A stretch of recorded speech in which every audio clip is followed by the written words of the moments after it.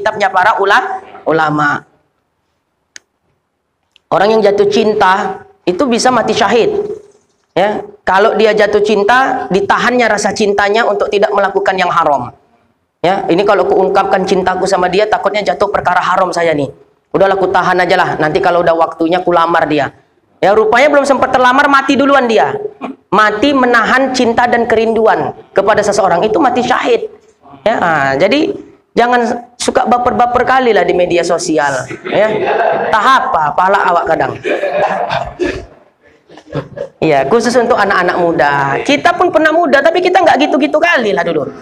Ya, iya gitu. Belum ada medsos masa kita, betul itu.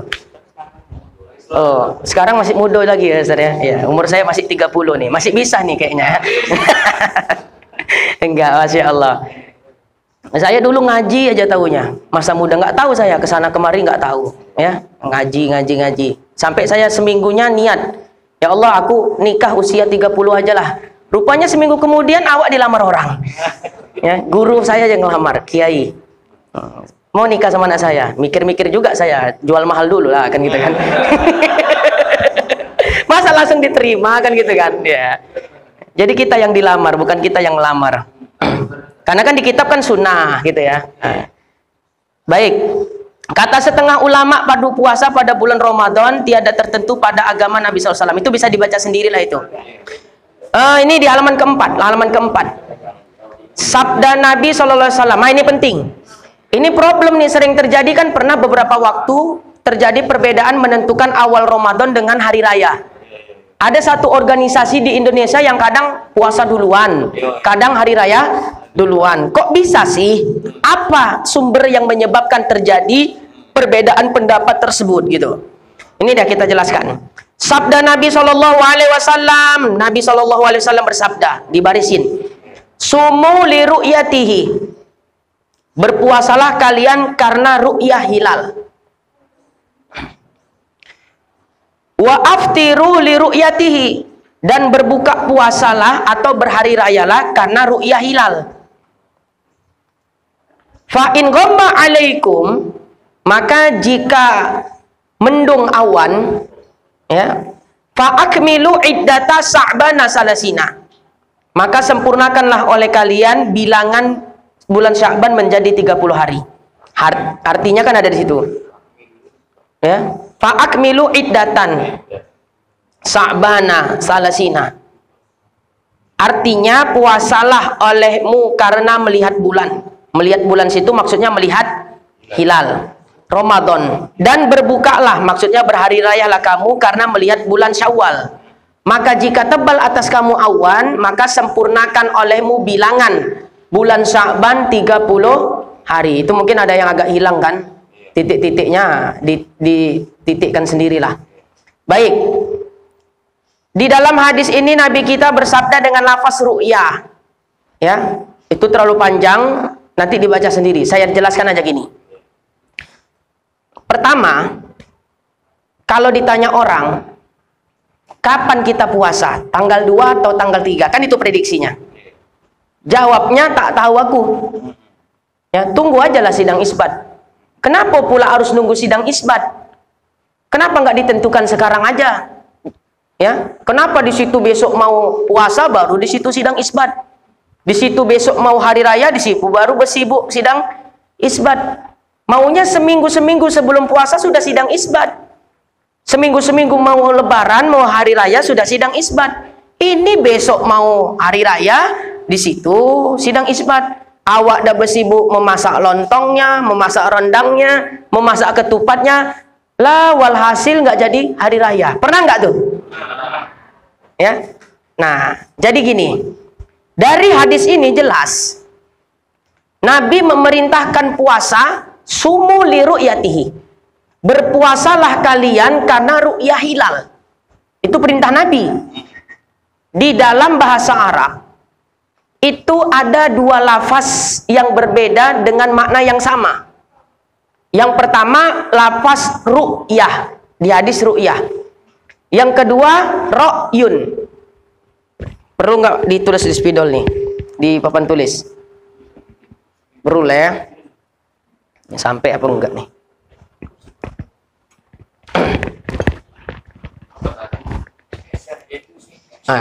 Agak dekat sedikit nggak apa-apa. Sini. Dah. Yang nampak, yang tidak diterawang-terawang lah pakai ilmu batin.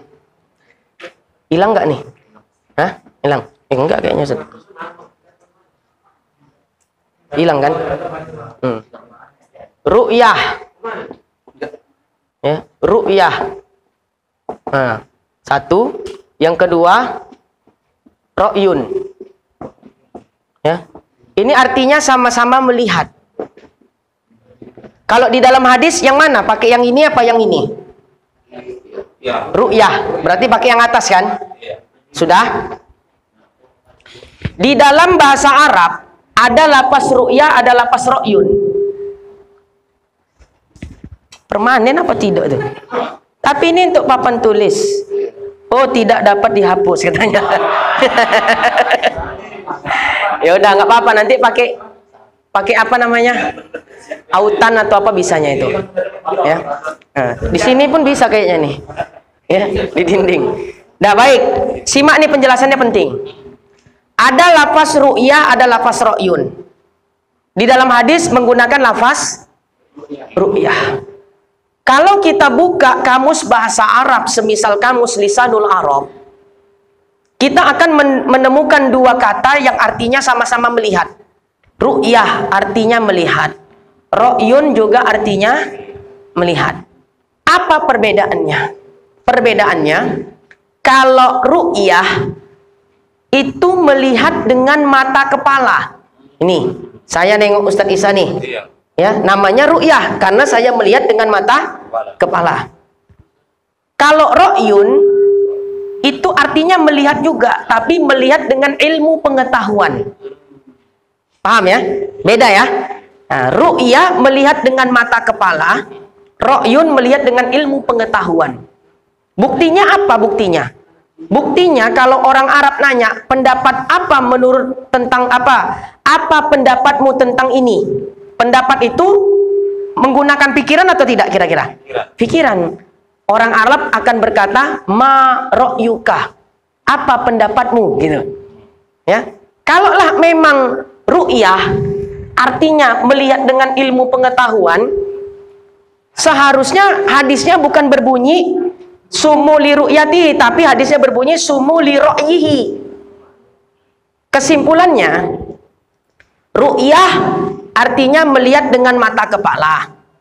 Ro'yun artinya melihat dengan ilmu pengetahuan. Coba lihat hadis dengan lapas ru'yah atau lapas ro'yun. Lapas ru'yah. Berarti kita pahami, disuruh Nabi kita puasa karena melihat hilal dengan mata kepala, bukan dengan ilmu. Makanya jauh-jauh hari puasa nggak bisa diketahui. Paham ya? Makanya kita paham jadinya. Kenapalah sidang isbat dilakukan setiap akhir bulan? Karena hilal itu tampaknya di tiap akhir bulan. Jelas ya? Dan diperintahkan Nabi kan suruh lihat hilal dengan mata kepala. Makanya sidang isbat dilakukan di akhir bulan. Kenapa? Karena hilal nampaknya di akhir bulan. Supaya nampak hilal itu dengan mata kepala. Jadi kalau ada yang bisa menentukan puasa jauh-jauh hari, berarti dia nggak ikut hadis Nabi. Ya, misalnya ada partai tertentukah, organisasi tertentukah, golongan tertentukah, jauh-jauh hari dia udah bisa tahu. Ya, bahwa puasa Ramadan tahun 2022 kami tetapkan jatuh di tanggal 2 April. Ya, 2 April bertepatan dengan 1 Ramadan. Padahal masih bulan Sya'ban lagi. Masih pertengahan Sya'ban. Berarti dia nggak ikut perintah Nabi. Karena disuruh Nabi melihat hilal dengan mata kepala. Dia melihat hilal dari apa? Ilmu pengetahuan. Katanya apa? Dengan kemajuan teknologi, maka kita sudah bisa memprediksi pada tanggal sekian hilal berapa derajat. Katanya gitu. Oh, nggak bisa. Ya. Jadi kalau kita mau berkata, ya, yang mendekati kebenaran, bahkan kalau kita mau sombong yang benar, udah apa yang kita tetapkan melalui isbat di akhir bulan. Makanya tadi saya katakan gini, kalau ada yang nanya kapan puasa, tanggal 2 apa tanggal 3, nggak tahulah, orang hilal belum nampak, tunggu aja sidang isbat. Oh enggak, kami punya organisasi, kami menetapkan tanggal 2 puasa. Wah, apa hilal udah keluar di tanggal 15 Syakban? Mana ada hilal 15 Syakban? Jadi gimana kalian nentukan puasa? Ya, ilmu pengetahuan kan udah semakin maju katanya. Dengan kemajuan teknologi kita bisa memprediksi di tanggal berapa, di tanggal 1 April berapa derajat kira-kira hilal terlihat. Ya, nah, kata mereka gitu, itu nggak bisa. Karena perintah Nabi jelas. Sumu liru'yatihi. Puasa kalian karena melihat hilal dengan mata kepala. Karena ru'yah bukan ro'yun. Nah, makanya jawabannya gitulah. Kenapa bisa terjadi penetapan bulan, perbedaan di dalam menetapkan hari raya atau 1 Ramadan? Karena beda persepsi di dalam menafsirkan lafaz ru'yah. Itu dia. Paham ya?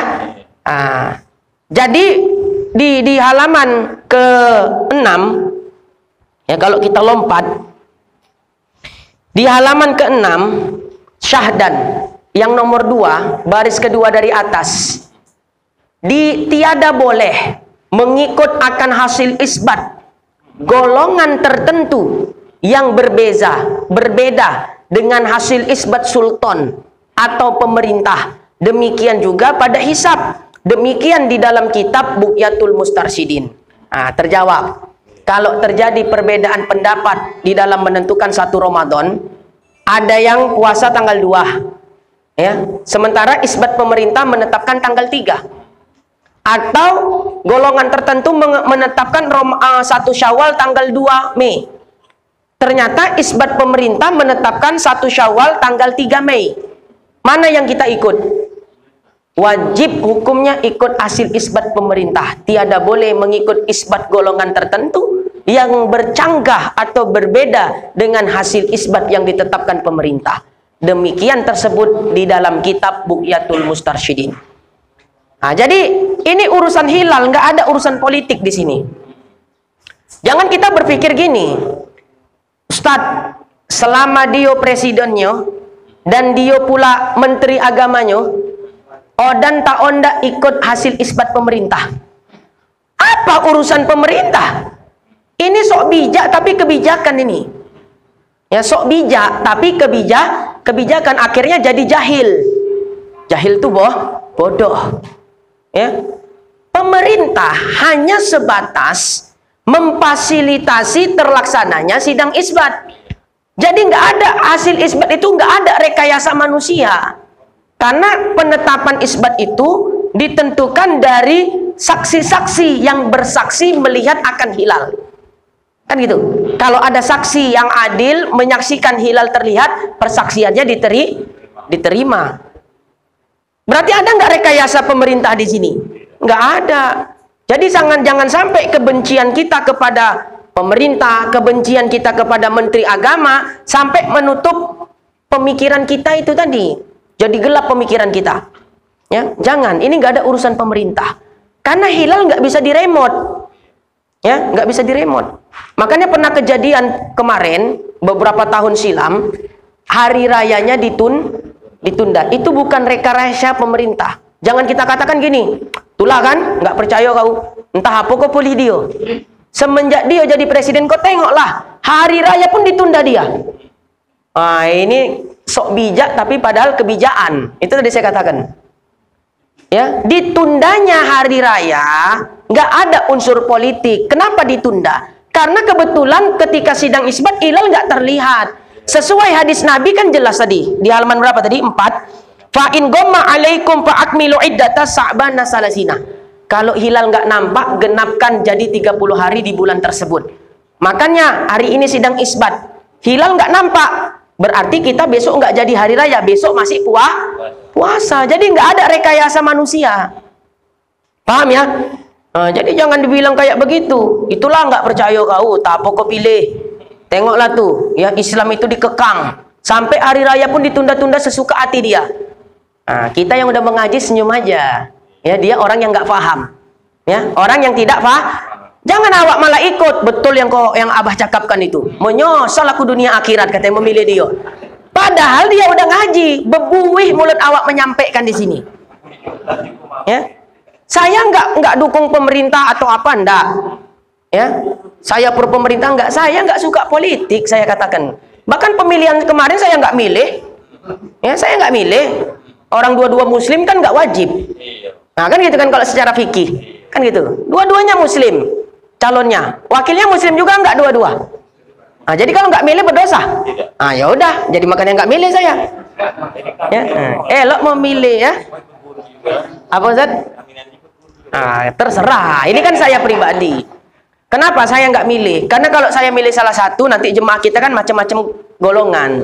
Nanti yang milih lain dari saya nggak mau ngaji lagi. Parah politik zaman sekarang. Bisa politik dibawa ke majelis, itulah bahayanya. Ya, sentimen itu tadi bisa dibawa ke majelis politik. Kalau dulu yang mau milih si ini fulan pilih, yang mau fulan ini, yang ngaji tetap sama kan gitu kan. Dulu, sekarang enggak. Ya, bahaya itu. Makanya saya nggak milih apa-apa. Dan saya memang nggak suka politik. Selalu saya sampaikan, kalau ada satu majelis yang saya isi, masuk politik di dalamnya sampai kiamat gak kupijak lagi majelis itu. Itu udah saya sumpahkan itu memang. Ya, karena saya maunya ngaji. Ya, selain itu nggak usah dah. Politik-politik nggak penting itu. Ya. Nah, baik. Jadi maksudnya gini, supaya kita berpikir cerdas. Kalau sekiranya kejadian nanti lagi hari raya ditunda atau puasa ditunda, jangan cepat-cepat emosi.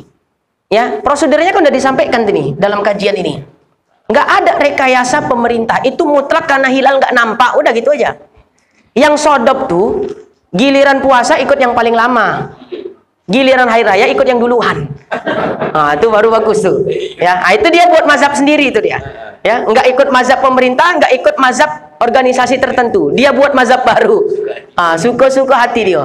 Lebih parah, di Medan, di Patumba, ada torikot Naksabandi. 3 hari sebelum Idul Fitri orang tuh udah lebaran. 3 hari. Caranya gimana nengok hilal? Dibentangkan aja rida atau sorban tuan guru tuh. Oh, udah nih nampak hilal katanya. Bilo hilal nampak di rida. Kalau atok-atok dia mungkin ialah wali kasyaf, bisa nengok hilal dari rida. Yang bukan wali jangan ngikut wali, nanti rusak kita. Nah, itu dia kaidahnya. Ya, tingkahnya wali jangan diikut oleh orang awam. Ya, itu bisa rusak kita. Ya, ada orang wali, makomnya tajrid. Tajrid itu dalam artian rezeki kan yang datang sama dia. Sodop kali lah apa nih, kojo tidak, makan sodop terus, duit ada aja. Maulah ondaknya ku tinggalkan kojoanku nih. Nggak kerja dia, mau ngikut orang itu tadi. Udah nggak kerja barulah bingung. Apalah ondak di untuk membiaya makan, kan gitu kan? Nah, itu rusak jadinya. Ya, mengikut makom orang lain yang bukan makom dia. Hati-hati ya, hati-hati. Nah, baik. Kita ikut makom-makom kita aja. Nanti pun kita masuk makom juga nya. Makom kuburan. Udah. Poin itu udah selesai. Ya, bahwa kalau terjadi perbedaan penetapan di dalam menetapkan masuknya 1 Ramadan atau 1 Syawal, kenapa bisa berbeda? Itu karena berbeda persepsi di dalam menafsirkan hadis sumu li ru'yatihi. Nah, yang ikut perintah Nabi itu apa? Melihat hilal dengan mata kepala. Maka tidak relevan melihat hilal dengan semisal teleskop. Misalnya dengan mata kepala begini, hilal tuh tak nampak. Tapi kalau kita pakai teropong nampak hilal. Ya, mana yang dijadikan hukum? Yang tidak dengan teropong tadi. Kalau dengan mata telanjang, nggak pakai alat, hilal tuh tak ada nampak. Begitu pakai teleskop, nampak hilal. Mana yang bisa dijadikan standar fikih dalam berhukum? Yang mata kepala tadi dianggap hilal nggak terlihat, walau dengan teropong hilal terlihat. Kenapa? Perintah Nabi kan sumu li ru'yatihi. Berpuasa kalian karena melihat hilal dengan mata kepala, bukan dengan alat. Makanya tadi kan pakai ilmu pengetahuan, jauh-jauh hari udah bisa tahu orang itu kapan puasa. Kan nggak relevan juga dengan hadis itu. Nah, cuma ya supaya nggak terlalu nampak kali perbedaannya. Kalau berbeda selisih 1 hari aja nggak masalah lah. Ya makanya itu nggak relevan, jangan kita ikut. Makanya di kitab Bughiyah kan jelas.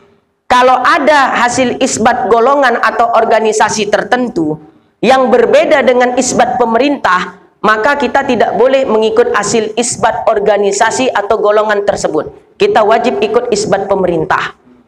Kan ada tadi. Syahdan nomor berapa tadi? Nomor 2, halaman ke-6. Itu sebatas alat bantu, tapi penetapannya bukan. Nah, saya pernah ikut itu. Saya belajar ilmu falak juga kan gitu kan. Dan itu ada syaratnya.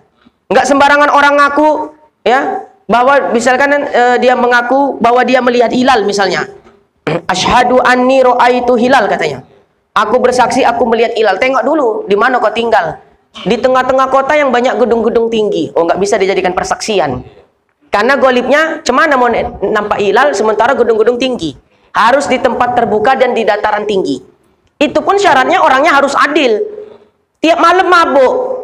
Ya, tiba-tiba dia mengaku asyhadu anni ra'aitu hilal katanya. Di mana kau tinggal? Di Brastagi. Oke, tempat tinggi. Tapi permasalahannya dia fasik. Maka kita nggak boleh ya ikut hasil pengakuan dia. Tapi kalau dia mau puasa sendiri, hasil pengakuan dia sendiri nggak apa-apa untuk dia. Tapi kita nggak boleh. Kita harus ikut orang yang adil, kan gitu. Paham ya? Nah, baik. Udah. Gimana? Fasik sama fasiknya. Nah, kalau di kitab yang muktamad, orang lain tidak boleh mengikut ya kepada orang fasik walaupun sama-sama fasik. Udahlah Ustaz, aku ikut dia ayolah. Kenapa? Sama-sama satu mejanya kami katanya kan. Satu meja satu teko katanya kan gitu kan, berarti sama-sama pula kan. Enggak bisa. Ya, kelas. Hukum-hukum puasa bisa dibaca sendiri tuh agaknya. Ya, karena nggak butuh penjelasan. Cuma ada penjelasan sedikit nih.